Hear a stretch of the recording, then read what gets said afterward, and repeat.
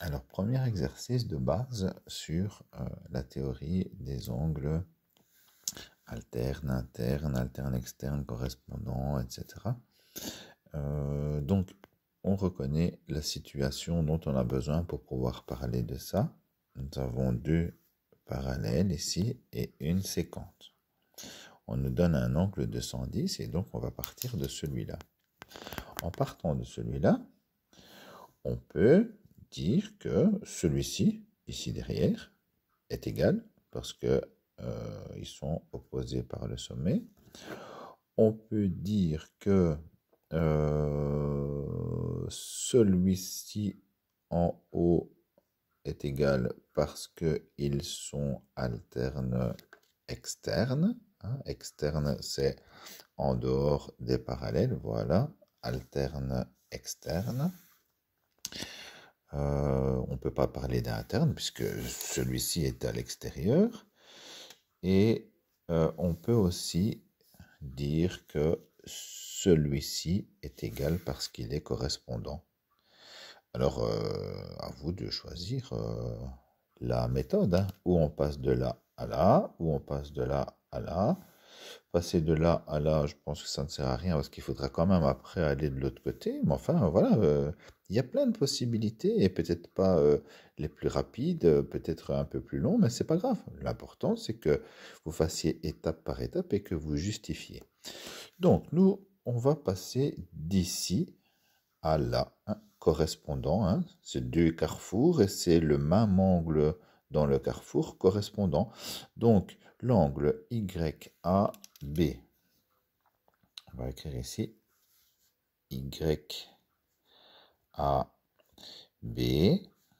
est égal à l'angle que l'on connaît, TBV est égal à 110, car angle correspondant. Voilà, je justifie chaque nouvel angle que je trouve. Donc, je connais celui-ci maintenant, qui vaut 110, et celui juste à côté, hein, puisque ça forme, les deux forment un angle plat, ils forment 180 à tous les deux, hein, ben, c'est le reste. Et donc, ce sont des angles, à ce moment-là, supplémentaires. S'il y a un mot que vous ne comprenez pas, n'hésitez pas à m'envoyer une question. Hein. Peut-être que vous avez oublié ou pas vu passer une question de théorie, une définition, ben vous demandez. Hein. Donc ici, x a b est égal à 180 moins 110 égale 70, car angle supplémentaire. Et voilà, hein, celui-là et celui-là, en deux étapes, on y arrive.